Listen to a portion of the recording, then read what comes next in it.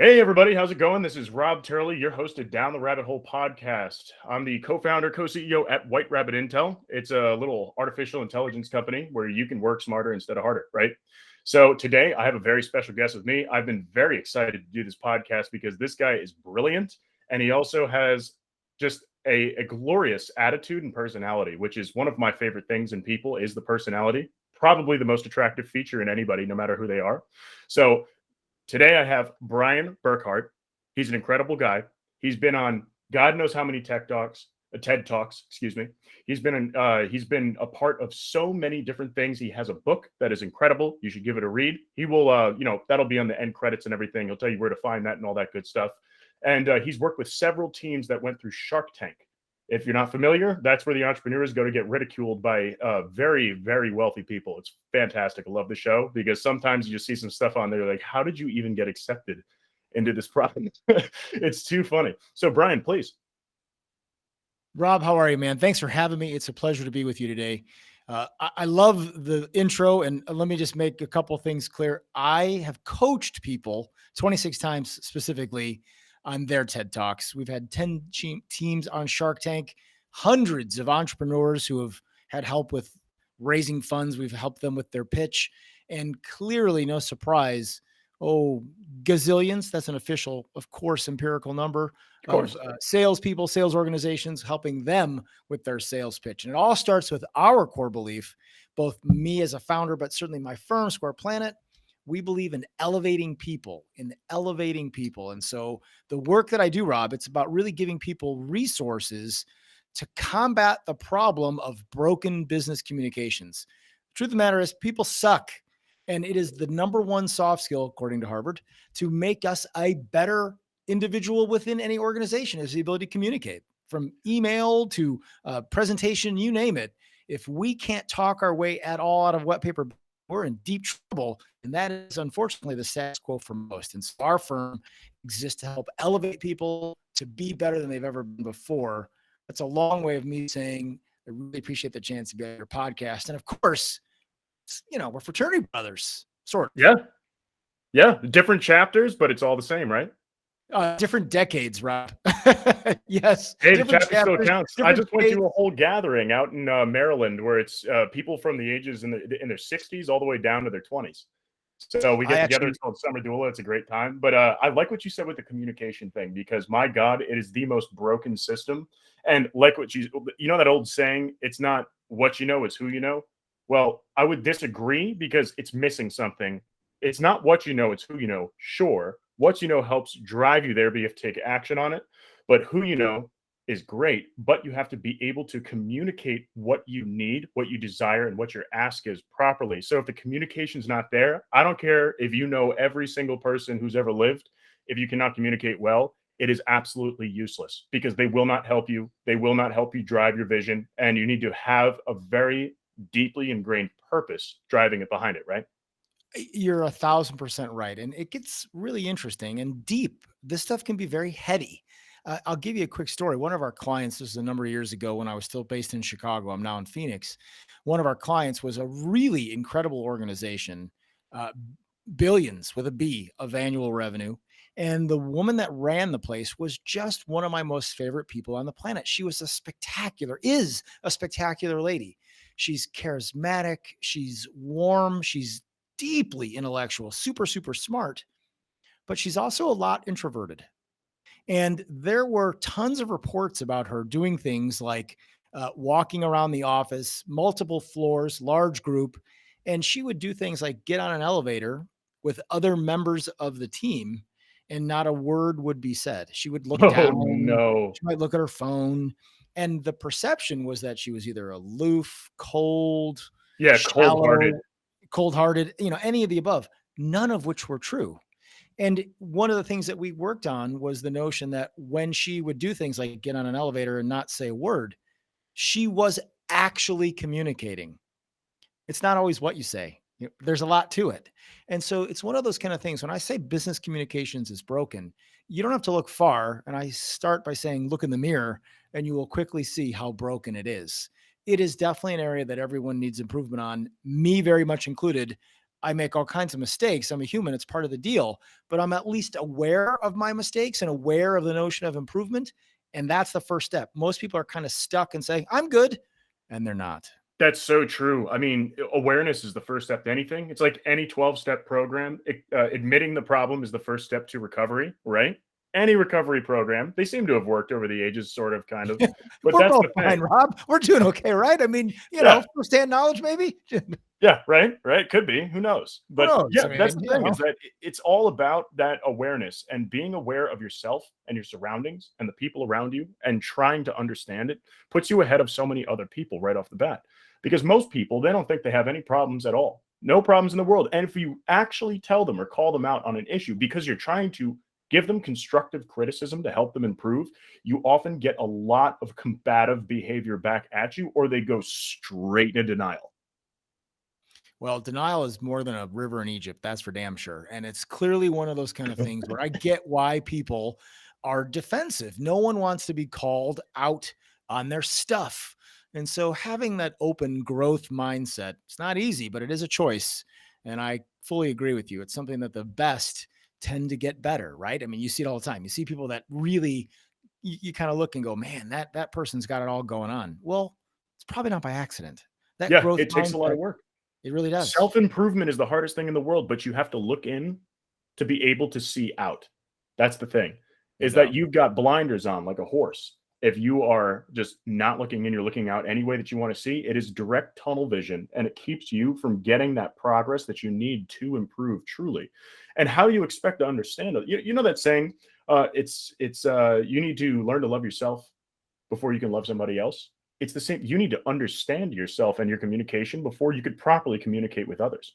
Probably the hardest work you can do is looking internally, right? I mean, first, you see some scary stuff that you may not want to deal with. Oh yeah. And two, more than anything, you have no one else to blame if it doesn't go the way you want it to. And so that can be pretty difficult. I can tell you this. I was actually in your part of the world. This is a couple years ago. I was in DC and I was staying at the Hilton where Ronald Reagan was shot. Sidebar, interesting little factoid. And I was watching two guys. It was morning, like there's the kind of coffee, almost like a little, whatever that hotel Starbucks was. And we're all kind of just eating a little breakfast, having coffee, doing our work independently. And I see these two guys in military uniforms. I think they were Navy. And it was very clear to me that in just a few hours, they were both going to individually be presenting. One guy was talking about how he was going to stay fully firm right behind the lectern, not move at all, use his notes. He was going to be a plant in a planter. The other guy was all about, I'm going to roam. I'm going to not use notes. I'm going to tell stories. I'm going to use the whole stage. And they were both equally justifying their approach. Of course, laughed, did say word, and sat in my own little silence thinking about how both of them are inherently wrong in some regard. But that notion of justifying things, of justifying essentially everything, it is part of the human condition. I absolutely am guilty of it. I've done it today. I justified why I slept an hour later. I mean, we do this kind of justification in the moment. And the truth of the matter is the moment you do that is when you subvert your own growth.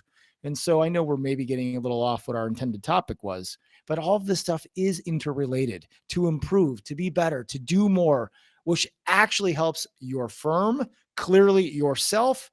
All those things are rooted in your own core beliefs, your own mindset. And when you get stuck, there's only one person to blame, yourself. Yep, that's you. That's you. And that's the thing. The way that I look at it is that there are two truths in this world. I've said this a million times. There's I can and I can't. And the one that you decide to believe is the one that's true to you. They're both synonymously true, but it is just a choice. Simply. That's it. It's a choice.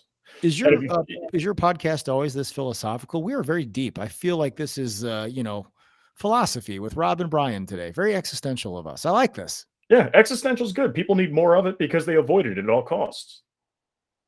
Because, everybody has these existential breakdowns and all that stuff, and they start freaking out. They don't want to look in anymore because it scared them. But you need to get over that fear to make that happen, right? You have to get over the fear because fear is just, I almost said fear is weakness leaving the body, but that's not true. Fear is something that is pushing against you that you need to push through. It's not something to block you. It's a barrier to breach. That's what it is. When you get over the fear barrier, that's when you start unlocking your potential. And it's so important to get over that, because the fear, you have to break through it. You need to get over that fence, because that's where all the spoils are on the other side. I live in Phoenix, Arizona now, and it's summer. It's hot. We have rattlesnakes. It's real. And we've had a couple of sightings in my neighborhood. And I will admit that my fear is high. And my action around that is to run like a scaredy little cat. I get far, far away. And I'm really trying for real. And I know this sounds ridiculous and a bit bombastic, but the truth of the matter is, I really am trying to improve because I recognize how ridiculous it is. Now, rattlesnakes, that's maybe I have some built-in wiseness of avoiding, but most of the stuff, it's not going to hurt you, right? And yet I still have that same reaction. It is a matter of understanding and trying to overcome, as stupid and sophomoric as that example might be. It is germane to this conversation. That is true. That is true. Although it is something that can literally kill you. So there is that, right? We do have these things, though. It's kind of nuts. They're called gopher snakes, and their survival adaptability is they look like rattlesnakes. They have a very different head. It's much leaner. Rattlesnakes have kind of this boxy hexagonal head. Yep. And of course, a rattle. Gopher snakes, they look just like them, but different head, no rattle. And it's kind of crazy. But boy, I'll tell you, I don't like any of them. I'll admit it.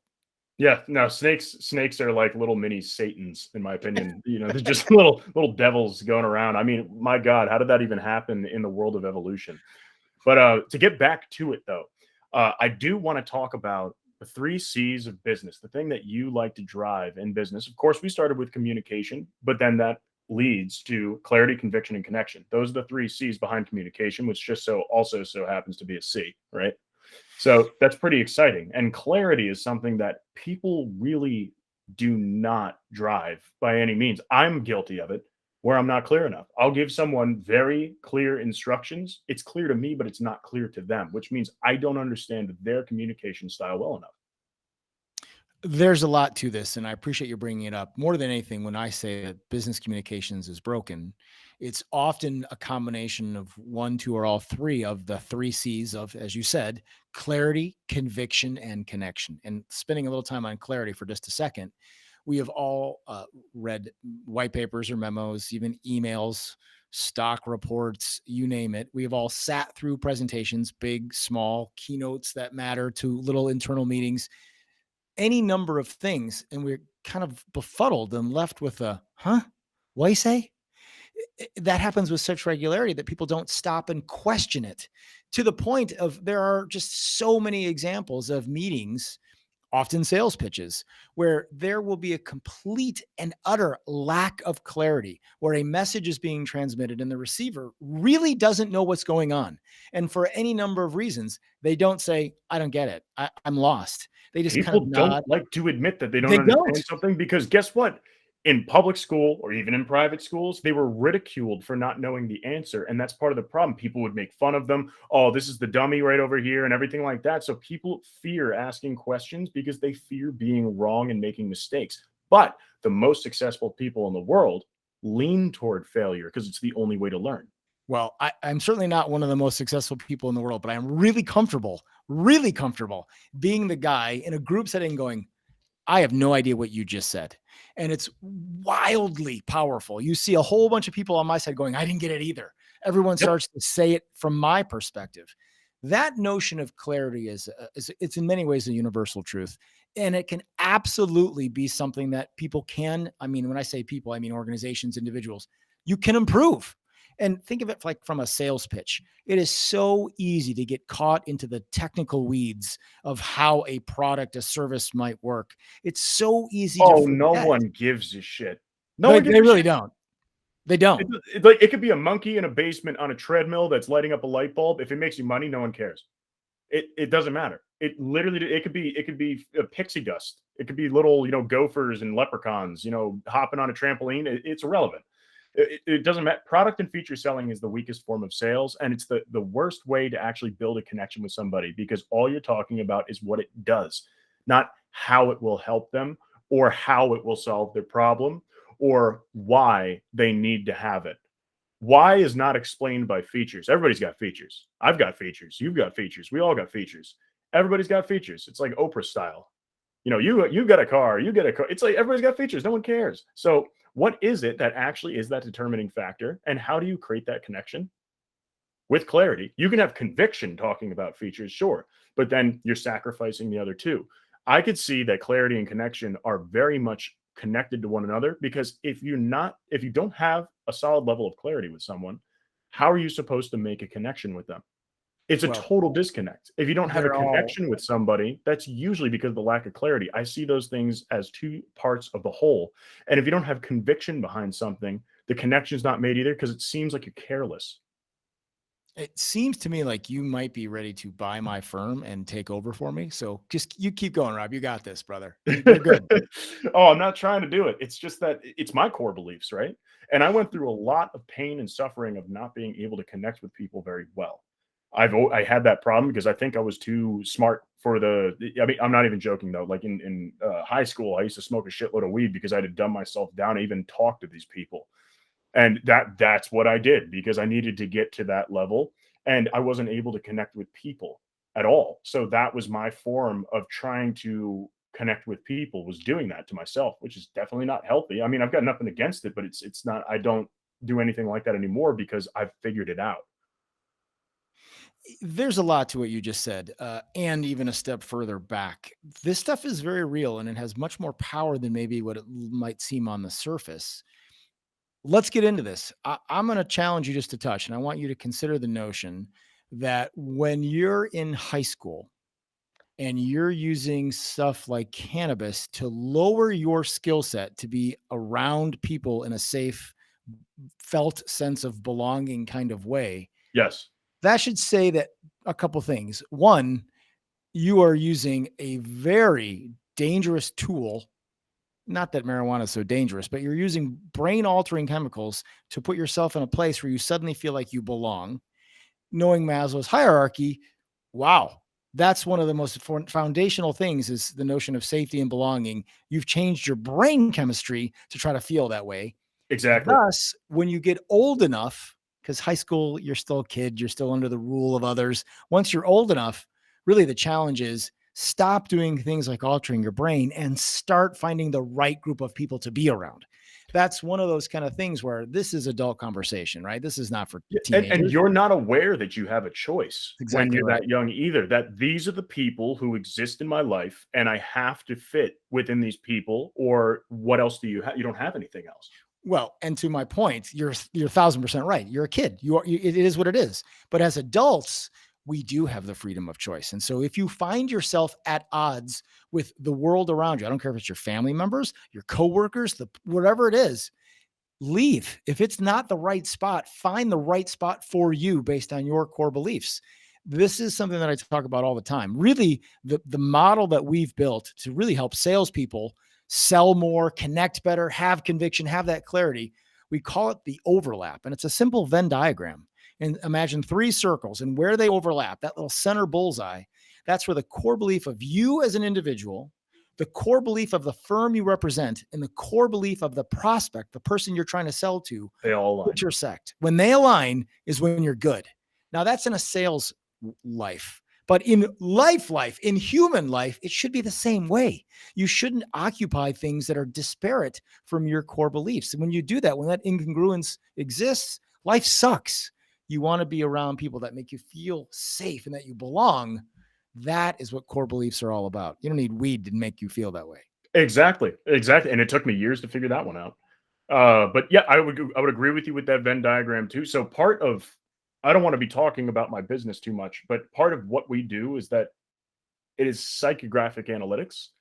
And what that means is that we actually align those core beliefs, values, aspirations, interests, professional skills, and so on. And that's how we're able to tie connections of people together to say, this is the person you get in touch with, because you have an 86.2% probability of having a positive encounter that will result in an effective business relationship. We literally That's predict that incredible. with all the data that's out there. That's what we do. And then we could tell you that these people, you've got a 1% or less chance of actually building a real connection with them. Why would you reach out? Completely eliminate. This eliminates 95% of all prospects or leads generated through any service or anything. So rather than doing that 1% success ratio on cold outreach, a list of 10,000 people, reaching out to 10,000 people for what? 100 conversations? What the hell's the matter with you? Like, what is that? That's bad math. What that is. I'll tell you what, the thing I love about this, Rob, more than anything, those two guys are coming up with all this, is the best salespeople, the ones that crush quota regularly, the ones that get the jacket at the end of the year and go on the President's Club trip. Those guys being a non-binary, gender neutral word there, please. The thing about those people that crush quota consistently, they jettison bad prospects quickly. They know when a deal is never going to happen. They do not waste their time, energy, and effort on stuff bad fit, move on. And Fast you have now disqualification made that process, exactly and it. also the power to say, understanding their right, their power, and their initiative towards saying no. Yep. A bad fit prospect that buys is more detrimental than chasing one that won't. And it sounds like you guys have built a tool to create empirical evidence to say, don't waste your time here, go here instead. That's brilliant. It's the qualified data into actual quantifiable data that is accurately predictable. So what we need is to somehow join forces with your very analytical approach, with mine much more esoteric, informative, emotional approach. We need that. Get salespeople both tools, and they'll basically be, 10 for 10. They'll never miss. Yeah, exactly. And we're actually looking for someone like yourself right now. I do think you should just buy my company. Make me an offer I can't refuse, Rob. I got to go golf and relax. I'm getting old. It's time. Yeah, but we need minds like yours. That's the thing. We need minds like yours. And you know what? I actually just learned this. This is true. Actually, I'll give you a guess first. The youngest retirement age, mandatory legal retirement age in the entire world, one country, it's 49. I am already older than that by a couple of years. What country do you think is that? 49 years, mandatory retirement. Mandatory retirement, huh? That's got to be... Here, I'll give you a big hint. It's got to be Thailand, or it's got to be the Philippines. It's neither. Here's my hint. We'll give you a second choice, then we'll phone a friend named me. That country is very wealthy because clearly it has to be able to have a lot of really young retirees live for a long time and not drain the system. This country has Monaco? Oh, I like the way you're thinking. The United Arab Emirates. 49. Yeah, the UAE would make sense. I mean, they've got a budget right now of $789 billion just to try out technology. That's real. So I think the net is you and I both need to retire because someone from the UAE needs to buy us. So there it is. Well, I don't want to sell because I want to build an empire. I'm ready to be done. Oh, well, then, we're going to have to continue this conversation offline. I don't want to hijack the conversation with it, but I hope everybody just learned something right there. I am not willing to be done. I'm with you. I'm not looking to build an empire. I've got a good 15 years left in me of hard work. But I'm doing the right kind of project. You said, smart work. I'm saying no.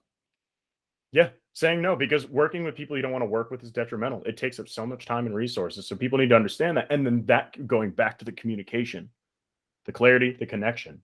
No doubt. Is that when people are not a good fit for your company, it is total sacrifice. And there is no reason to ever sacrifice. There's risk. You give so that you can take. You put things up at risk, and that risk will warrant an award if it is successful. There's a purpose behind it. Sacrifice is giving up something for absolutely no reason. Well said. That's the difference. There's risk and then there's sacrifice. Sacrifice is if you don't know what the hell's going on or you think it's necessary, it's a delusion. It's absolute nonsensory. There's no reason for that. It is all risk, because if there's no reward, why are you doing it?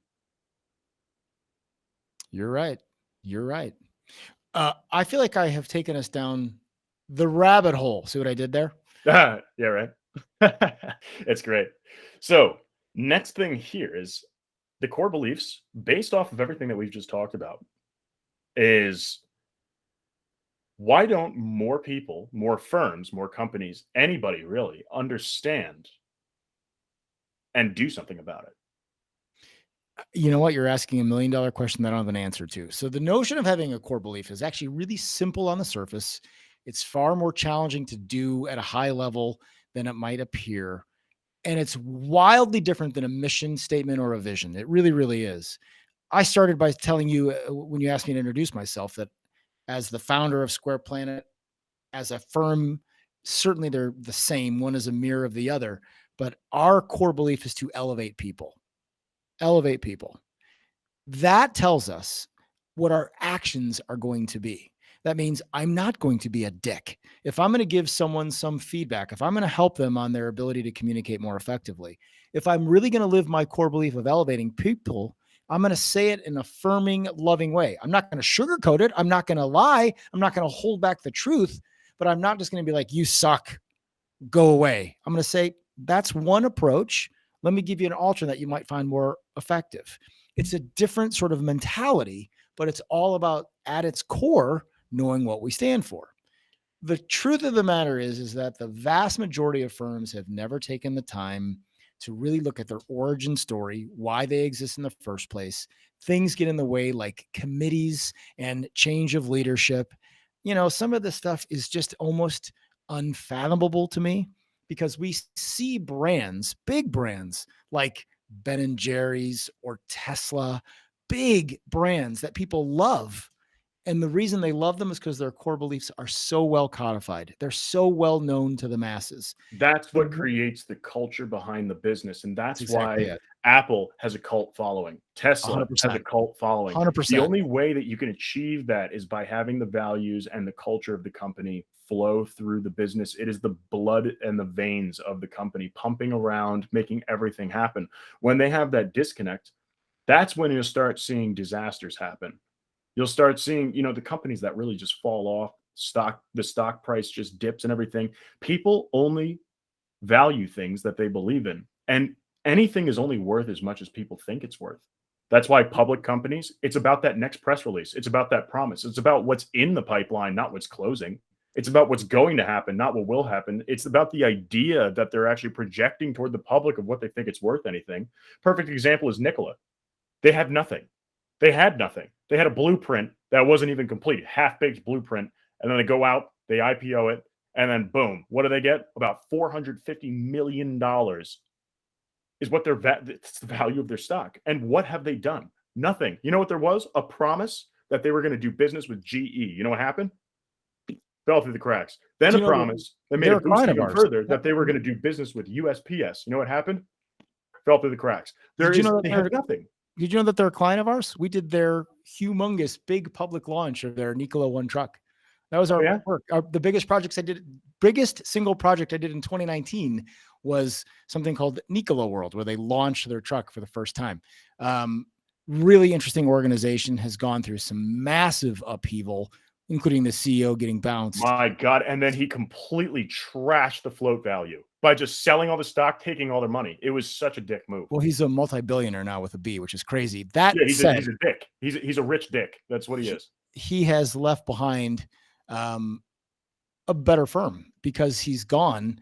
And the people that are there, there's some really solid humans, That's the thing, is that the company was great, but the leadership was just, it was just awful. And that's the thing. When he left, he was the reason that business was broken, because it is a top-down process of culture, of how people feel, how people communicate. And he was single-handedly undermining the business just by being himself.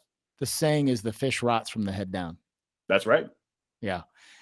I'm not going to trash anyone there, including him, just because that seems like a bad idea. I will tell you this, that those that have remained, you would be impressed. These are some really, really solid humans, and that tech is cool.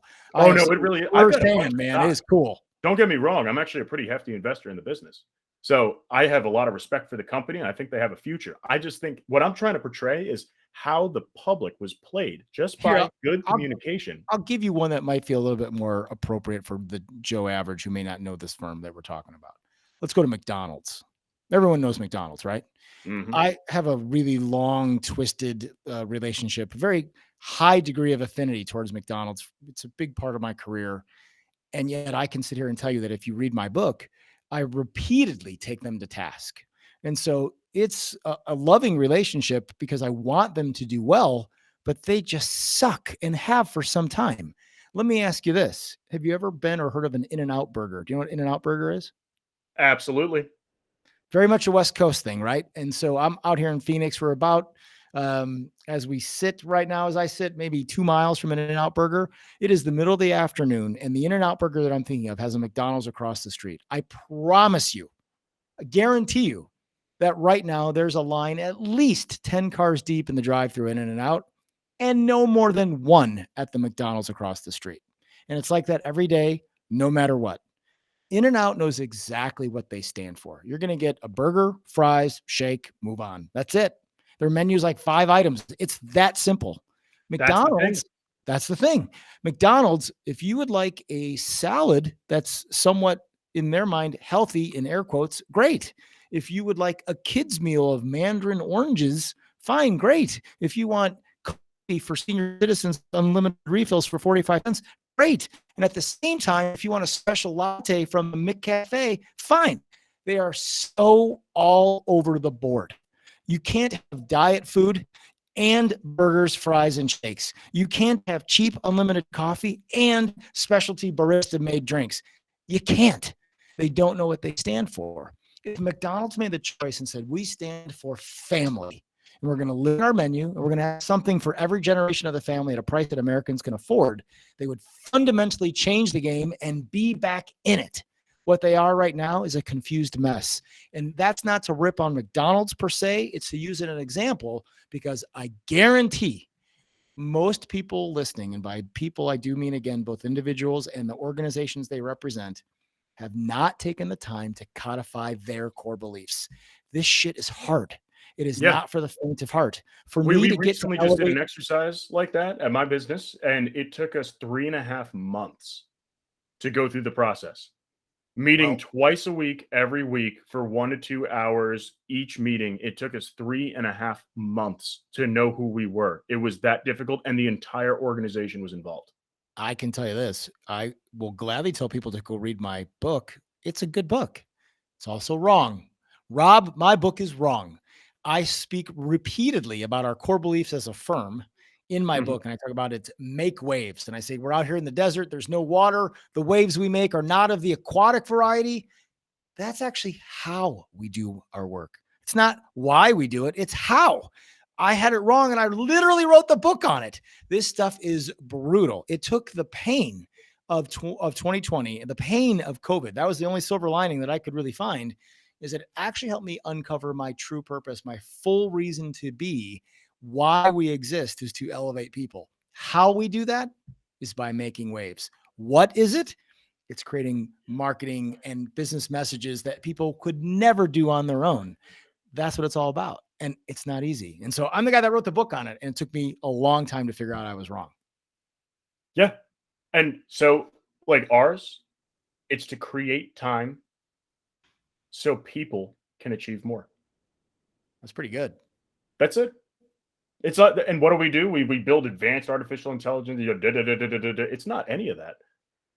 Our mission, democratize AI. That's just the mission. That's the what. But why?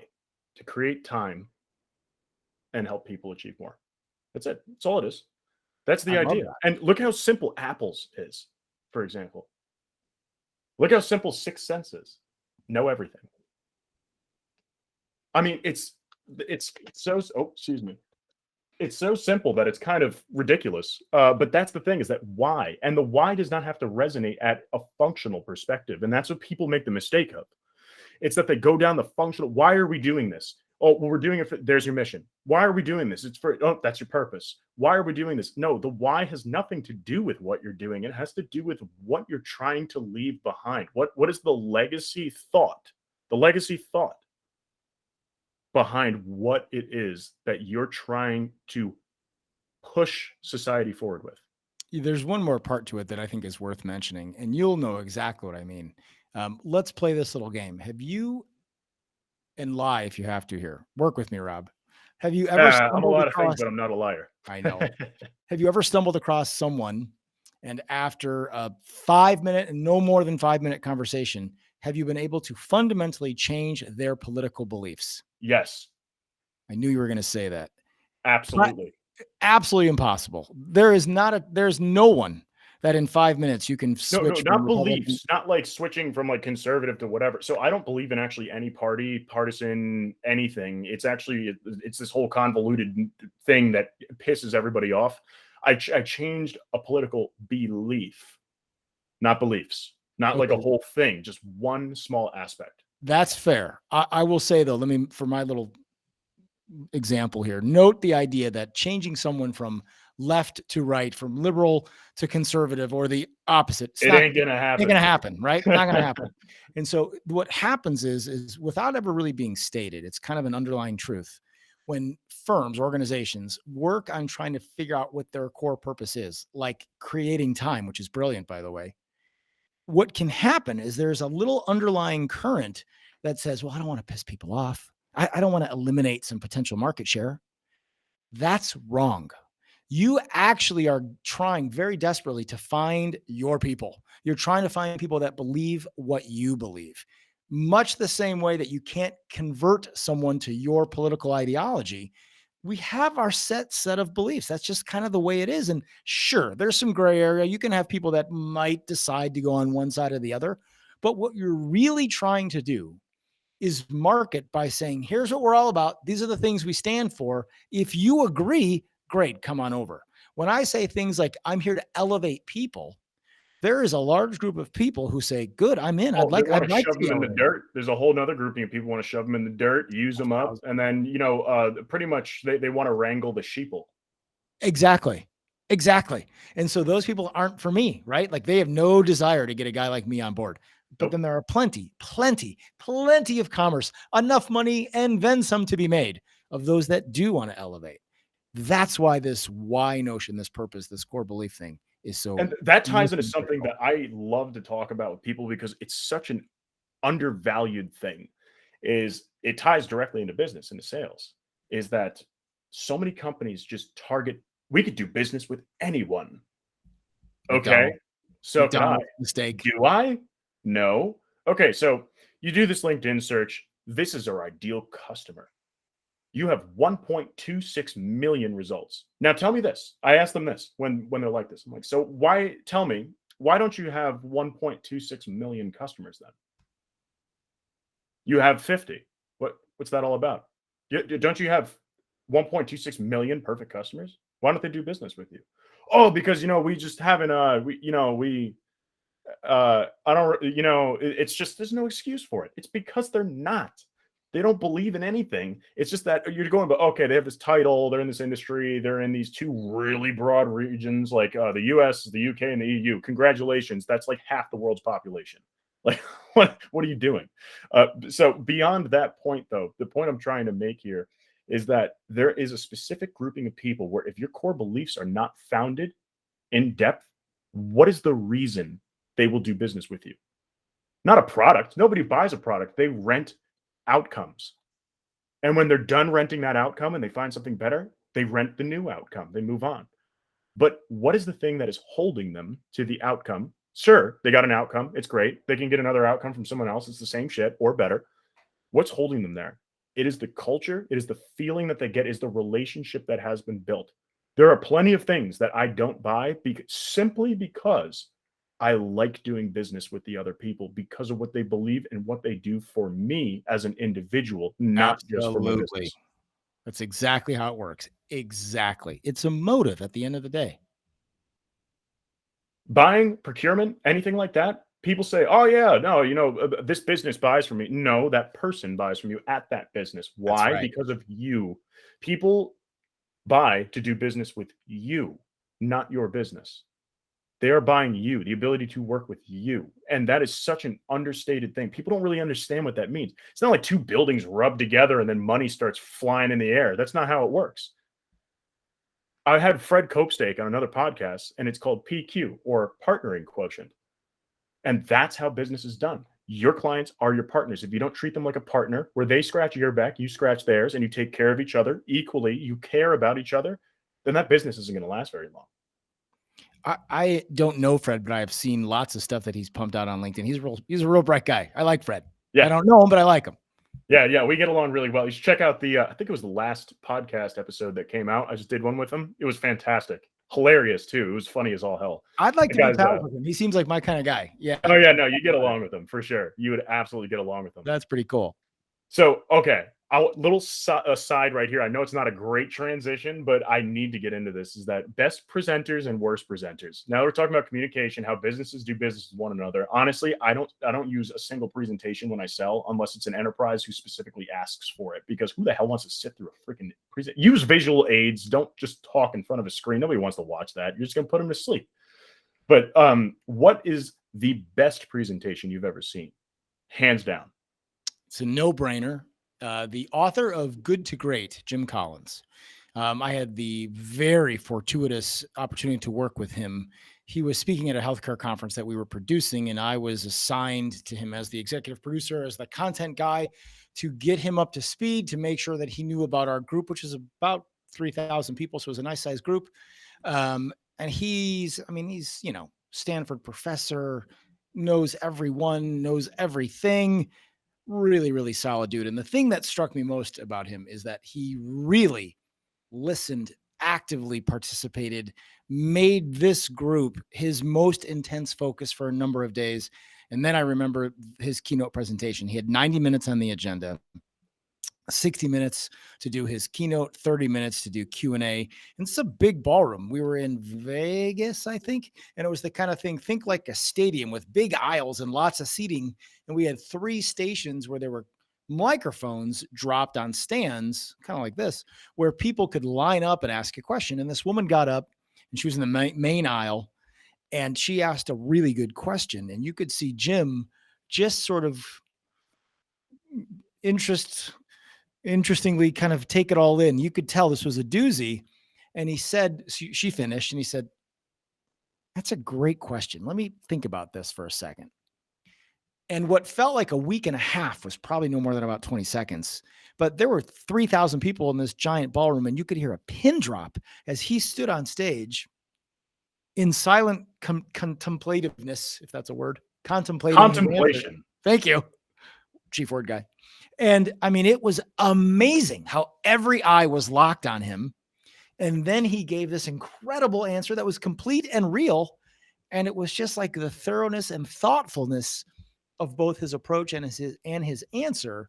It was just spectacular. Care and thoughtfulness behind a statement or a response is so much more powerful than a quick jab at any given time. There's my head mathematician, Forrest, at my company. He's like that, where you'll ask him a question, there'll be silence for like 5 seconds, but then what he says has the utmost value that you've ever heard. And you're just like, damn, right? Every time. Right. And I mean, I get it for lots of reasons. I get why people would be uncomfortable as a presenter standing in front of 3,000 people in silence for 20 seconds. I get all that. I do. But yet his ability to just be comfortable in his skin, be fully authentic about who he was. And this was not a flashy, highly entertaining thing. It was just intellectually deep. And the way he commanded the audience, his connection to 3,000 people, the clarity of his message, and the conviction in his words, spectacular. Jim Collins. Absolutely. And so I guess, well, I'll tell you my favorite, then I'll tell you the best. The best one was that I've seen is probably the release of the iPhone by Steve Jobs. In 07, you mean, back in the original? Yeah. It was freaking glorious. Let me back into that, Rob. Let me tell you about this, right? This is my world, right? This is stuff I know. This is both live event, which is a huge part of our world, and presentation. And I have studied this release more than any human on the planet. Do you know when he did that, he used the same technical crew in the same exact location at the exact same time for 7 days in a row to practice? He orchestrated, Steve did, literally every single detail. This was Steve Jobs. This was when it was still at the time a humongous publicly traded company with all kinds of money. And yet he was obsessed about getting it right. Think about that lesson. Yes. He knew that he had so much on the line. He knew that they had one shot to get it right. And so he did whatever he had to do to make sure that everything was perfect. That's right. And my grandfather always said, there's never enough time to do a job, but there's always enough time to do it right.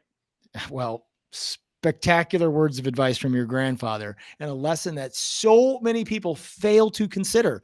I present for a living and I teach this stuff. And like last week, I spoke at a sales conference up in Minneapolis.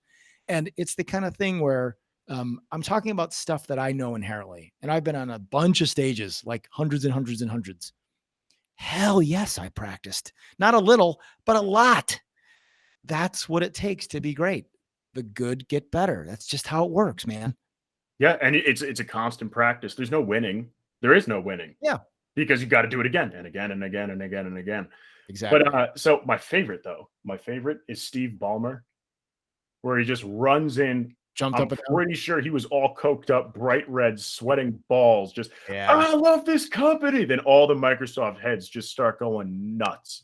It was like, I want to do that myself so bad. Like, I want to just run in like that and then have people go nuts for like a tech conference. Like, what the hell was happening there? What, how did he find all these people? Such good video of that, though. I mean, those are the kind of clips. Do a quick little YouTube search. It's such good stuff. So fun to watch both those. Oh, it is glorious. It is one of the most glorious things I've ever seen, just because the amount of, it's a great word, because the glory behind it is just absolutely absurd. What a wonderful, wonderful presentation. Mhm. But yeah, with Steve Jobs, my God, he is my top presenter. What he did, the amount of care, intensity, and integrity that was behind every single word that he said and how it was presented is my favorite. So I have a background in design. I based every single presentation that I designed off of Steve Jobs style. And every single time it was the best presentation of the bunch. Every single time. So I studied him as well, because my God, it is just beautiful what he's done. The guy had some mad intuition. He knew. I mean, and of course, none of this is going to be groundbreaking here. Everyone knows that he was also a big raging asshole. And so it was this kind of duality that made him so good. He really did not care if people thought good nor bad of him. He was just obsessed with the final outcome. What he That's the worried key, about, though. well, he was obsessed with the outcome for the audience. He had it right. The biggest mistake that happens in all of presentations, sales presentations, interviewing for a job, whatever it is people get selfish. They make it all about themselves. And really, it's always about the audience of one, audience of a million. The minute you recognize that it's about them is the minute it gets better. That's something that I don't know how many times I'm going to have to say it before it sticks within the world that I occupy of business communications. Clearly more. But when people start to recognize that this selfishness is the thing that brings us down as a human race, it's the one. Certainly in the world of presentations, but just look around. Look at the way our selfishness. I think selfish, is a misdefined word. Not to combat you on this, but I think the terminology is self-centeredness is the death of humanity. Self-centeredness. But then selfishness is just taking care of yourself, looking for yourself first. You have to put the mask on yourself, then the child. Right?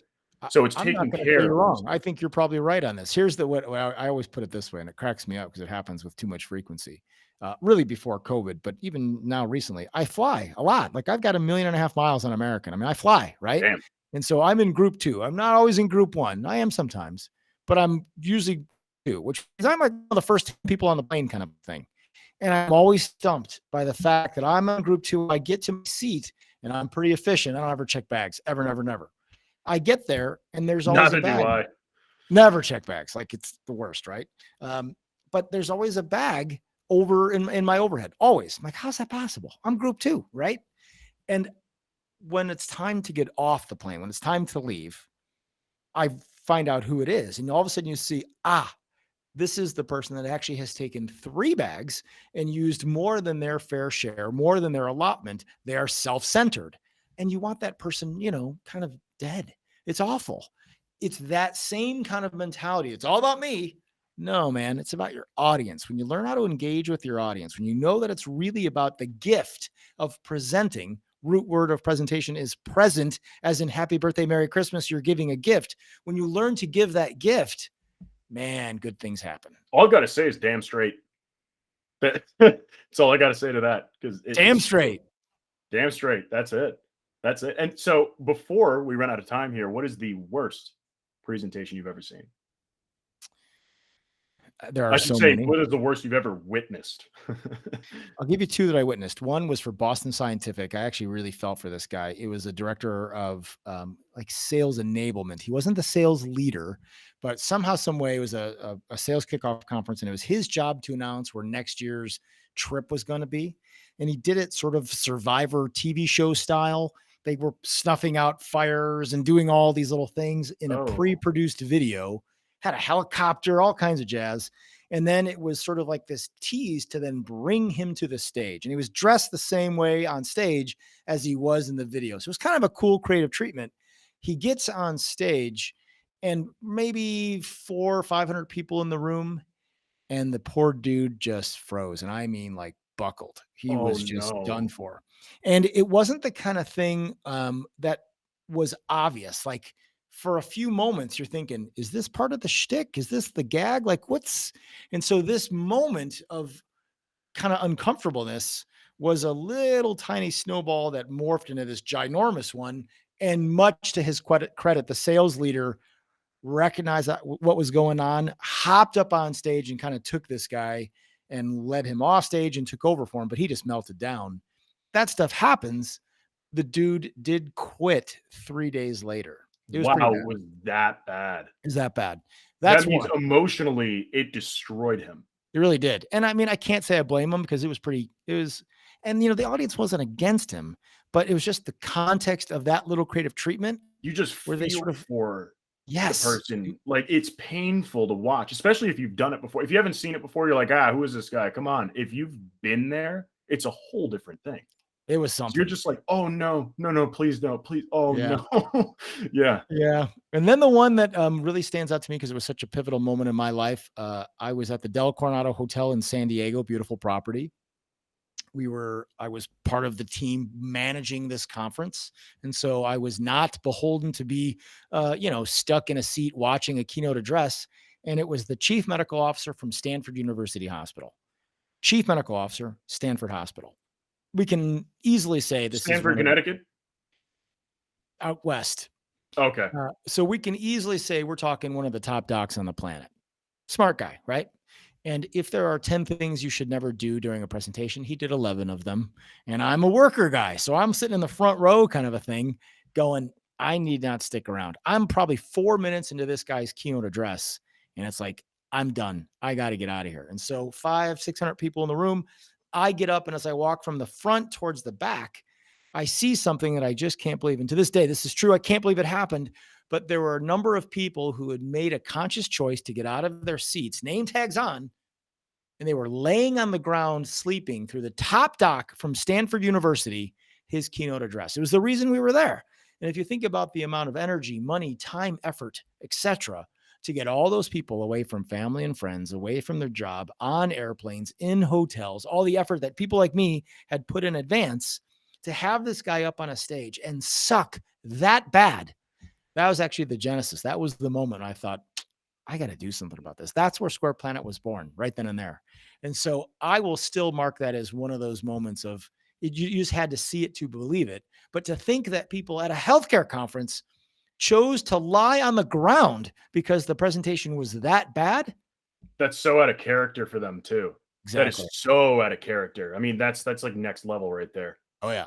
That I is next mean, level. I've been a part of so many as both a presenter myself, as a coach on these kind of things, but certainly as a producer of events. I mean, I've seen so much. Maybe my favorite story though, Rob, you'll appreciate this. This was me. It was before I lived in Phoenix, but the speech that I was doing was in Phoenix, and I was in front of a few hundred people at a really beautiful resort. And I remember I could not get this one gentleman to connect. And it's the kind of thing where I know the theory behind all this stuff and can put it in practice and have almost the unique ability to deliver my content while simultaneously recognizing and going, okay, what's going on? Let me adjust as necessary. And I could see in this group of maybe 300 people, one guy that I just couldn't get him. And so I used a technique that's based on the notion of proximity. I had a Sure. wireless microphone on. And so I got off stage and I very slowly made my way towards this guy. And I emphasized a certain point. I punctuated it by being literally right next to him, knowing full well that there is just absolutely no way that he's going to continue to not pay attention Was he when the texting? keynote presenter is right next to him. Was he on his phone or something like that? He was on his phone. And so I called him out on it live in the middle of the presentation, like, dude, and he had his name tag on. I forget what his name was. Let's call him Rob. Rob, I'm doing my thing. I've got 300 people fully engaged. I've got one that just could give two craps about me. What's going on here, dude? And I was very playful. I wasn't a jerk about it at all. He was in the middle of selling his business. He was doing like $100 million deal. And I basically kicked him out of the room. I'm like, are you kidding? Anything I have to say is utterly useless. There is nothing here that is as important as what you're doing. Get out of here. And it was fun and cool and a great moment. But it is one of those kind of things where there's a lot you can do to keep the audience engaged. You just have to know the tricks and the tips, the techniques. And, I do. And so I can put that stuff into place. But so many people suck and just don't do anything about it. It's painful. Yeah. And I mean, that could have waited too. I mean, on his end as well, it could have waited. I mean, you don't need to give them a message within 2 minutes. It's not necessary. And I certainly, it was hard for me not to find some humor in all that. I mean, the dude was going to make big bank. I mean, that's real money, right? And it's the kind of thing where he was certainly more focused on that than me. And I totally got it. And I wanted to give him a clean break. Like everyone understands, as opposed to sitting here doing this, like go focus on yourself. It's okay. It's good. It's $100 million. Go ahead. And so it was kind of a fun moment. I get that. I mean, that's more than reasonable. I'd have to say there's nothing that you can really be too upset with him on that. I mean, No. $100 million in the line. I'd be like, do what you got to do, man. I You wasn't got upset at all. in the crowd. Go ahead. Like, Exactly. Seriously though. But anyway, I want to thank you for your time. We have run out of time here. Unfortunately, I could talk to you for hours, but it's amazing how that happens, isn't it? Yeah. No, it was really a pleasure. And I want everybody to know that this is Brian Burkhart, and he is the founder of Square Planet, which is an incredible company. If you're looking to improve communication in your business, if you're looking to really tie down those presenting skills and do something incredible with good intentions and ethical purpose behind it, he's your guy. Well, Rob, I really appreciate the chance to be on your podcast. It's been a pleasure to meet you both here and before. I hope it continues. I would just leave you with this. The last thing you said, that notion of ethical, 100%, brother. Well said. Elevating people means doing the right thing. We take a very real, serious, hard line in the sand approach about that. You'll see that in all the things I put out on LinkedIn and other places. But check us out at squareplanet.com. Think round earth, squareplanet.com. And I look forward to engaging with you and all your listeners. I really appreciate the opportunity. Oh, of course. No, the pleasure was mine. And everybody here, again, I am Rob Turley, your host at Down the Rabbit Hole podcast, co-founder, co-CEO at White Rabbit Intel. And this was brought to you by and sponsored by White Rabbit Intel. You guessed it, where you can know more, win more, and close often. It's a lot of fun. Sales enablement and sales intelligence, artificial intelligence that will help you make time. That's 100% right there. So you can follow us pretty much on any streaming platform. And please, if you mention us, use hashtag DTRH podcast. That's all one word, of course, because it's a hashtag. And you can find it at podcasts.whiterabbitintel.com if you want the direct link. Anyway, thank you so much. And look forward to talking to everybody again, or talking with everybody again next week.